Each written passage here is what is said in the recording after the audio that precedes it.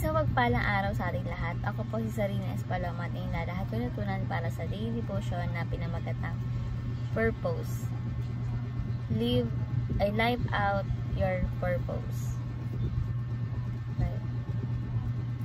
So, yung scripture natin ngayon is Ephesians chapter 2 verses 10 and sinasabi na, "For we are God's handiwork, created in Christ Jesus to do good works, which God prepared in advance for us to do." Sa Tagalog, sapagkat tayo kanyang pinakamahusay na gawa na nilalang kay Kristo Jesus para sa mabubuting gawa na inihanda ng Diyos ng una pa upang siya nating langaran. So, yung katuruan natin ngayon is number 1, we are God's masterpiece created in Christ. So, nilalang tayo ni Jesus Lord na mahusay at may pagmamahal, at syempre may special tayo na purpose in life. May layunin tayo sa buhay. So, ayun nga, we are God's masterpiece created in Christ. Next, we are God's instrument for good works. So, ginawa tayo ni Jesus Christ upang gumawa ng mabuting bagay at may maging pagpapala tayo para sa iba. No? Halimbawa, kapag tinutulungan natin yung mga nangangailangan, ginagawa natin mabuti yung gawain. Kasi ayun yung itinakda sa'yo ni Jesus Christ para sa sarili mo, no? Para sa good works na gagawin mo na kaloob na nagkakaloob sa ating Panginoon. So, we are God's instrument for good works.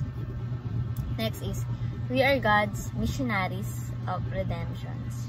So, tinawag tayo ni Jesus Christ upang ipalaganap o ipakalat ang kanyang pagmamahal at syempre ang kaligtasan para sa iba, nating kapwa or ating mga followers of Jesus Christ.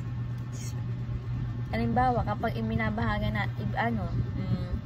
kapag nag-share tayo ng ibang word of God, ibang helyo ng Panginoon, na tumutulong tayo sa iba para makilala si Jesus Christ sa buhay nila, no?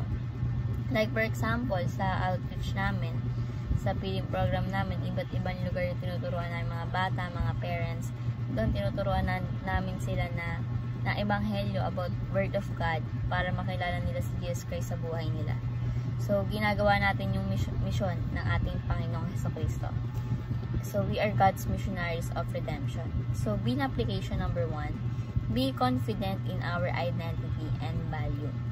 So, kilalanin na tayo ay mahalaga sa Diyos at nilikha tayo ng may natatanging mga layunin sa buhay. Halimbawa na lang, no,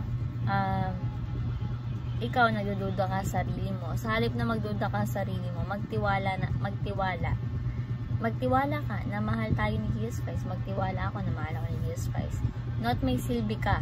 Kasi nga, may mission kang gagawin na pinapagawa niya sa'yo. No? May silbi ka sa kanyang plano.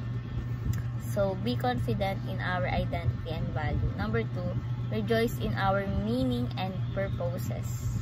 Our purpose. So, maging masaya tayo at magpasalamat tayo sa ating Panginoon dahil binigyan tayo ni Jesus Christ ng espesyal na purpose o layunin sa ating buhay. Halimbawa, sa tuwing tinutupad natin yung mga gawain ni Lord Jesus Christ, nakakaramdam tayo ng kagalakan at kasiyahan.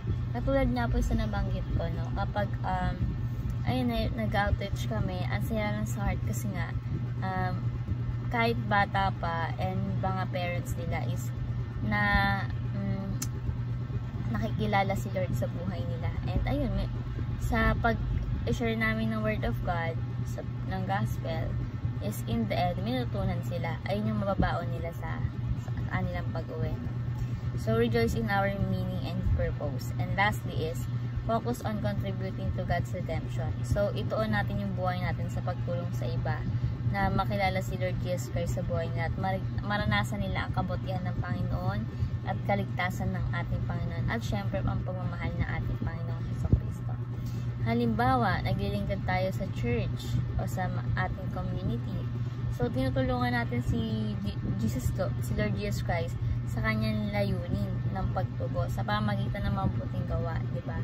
Sa ating kapwa, hindi na sa ating kapwa, kundi sa ating komunidad, sa ating nasakupan. So, focus on contributing to God's redemption. So, ayun lamang po yung aking tunan sa daily devotion na may matunan kayo, may share sa iba, at syempre ma-apply sa ating buhay. Thank you po sa pakikinig at God bless po sa ating lahat.